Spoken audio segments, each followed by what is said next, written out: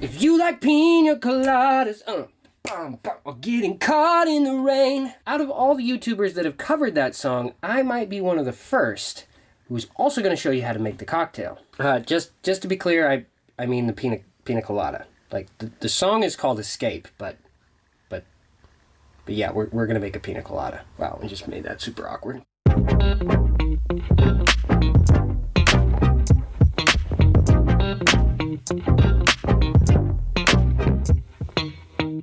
So I shot this whole video last week using canned pineapple juice and intended on telling you guys that pineapples are out of season and too expensive this time of year. And then my wife brought home a pineapple, because I guess they just came into season and are actually really, really cheap right now. Well, I figured it's a perfect opportunity to find out if juicing fresh pineapple is really worth it. So I'll start by decapitating the pineapple, and I'm going to save the fronds in the freezer for future cocktail garnishes. I also need to save a slice of the fruit for today's garnish. Now, I'm going to skip some of the butchering process and then pick back up once I've gotten some pineapple chunks loaded into my blender cup, which I will then puree. Then I'll strain the pulp through a mesh strainer, helping it along with a spoon, and bottle up the juice. It doesn't look too bad on camera, but with my current tiny kitchen setup, it was kind of a pain in the posterior and made a hell of a mess.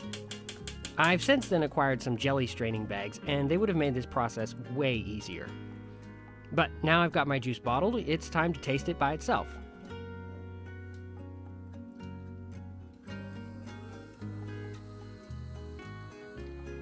I'm happy with that, so it's time to put the drink together. Now, I'm going to shake this with crushed ice because I think it ends up getting watery way too fast when you blend it. Ingredient-wise, I'll start with half an ounce of fresh lime juice, 1.5 ounces of homemade cream of coconut. The recipe, from Steve the Bartender, is in the video description.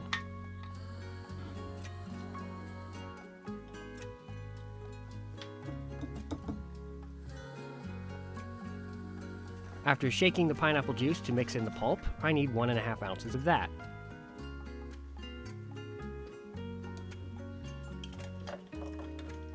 And lastly, 2 ounces of an unaged or lightly aged Spanish-style rum. Something inexpensive like this Cruzan or Bacardi Superior would be great.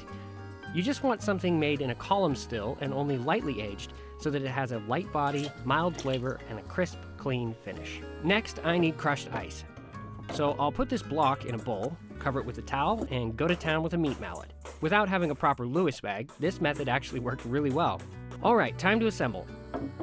I'll add about half a cup of ice, and give it a whip shake to aerate the... Okay then. Dumping that straight into the glass, I'll then top it up with more crushed ice. And since this is homemade clear ice, straight from the freezer before being crushed, packing the glass like this will actually keep this drink from getting watery for an incredibly long time. The amount of heat it can absorb from the air before the ice starts to become liquid is massive compared to a blended version.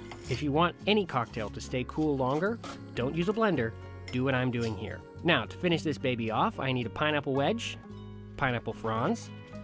Okay, the wedge looks kind of ridiculous. That's better. A soda fountain maraschino cherry, an umbrella, and finally a nice glass straw. And there is a perfect pina colada. Alright, well, moment of truth. Time to give this thing a taste and see how it compares to a tinned pineapple pina colada. I don't really know what to expect, but let's give it a go. See what we find.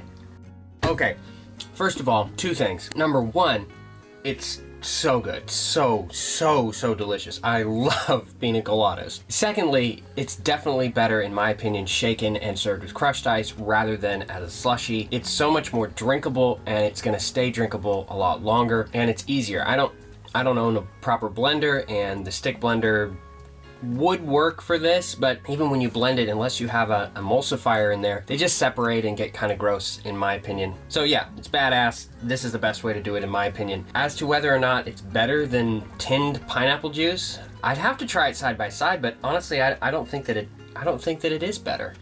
If it is better, it's so slight. It might be a tiny bit different, but I don't know that it's better. I don't know what it is about pineapple juice, but it handles being canned so well. Like lemon and lime juice just don't handle that, but pineapple it's incredible from a can still, you know. I would definitely not go to the trouble of juicing a pineapple again. That was a pain in the butt. Maybe if I had a nut milk bag, that would be easier. But, you know, I don't think it's significantly better. All that said, this is using a different rum than I've ever used before. This Cruzan aged dark rum is really, really good. It brings a sort of jamminess, almost like stone fruit kind of jam richness to the Pina Colada in a really, really pleasant way. It's much more bright and clean if you use something like Bacardi Superior, but I think this flavor profile is more what I like in a Pina Colada, that richer flavor, because pineapple's kind of light, lime is kind of light, the coconut brings a lot of sugar with it and flavor, but it's not like a deep, rich flavor. So it's kind of like the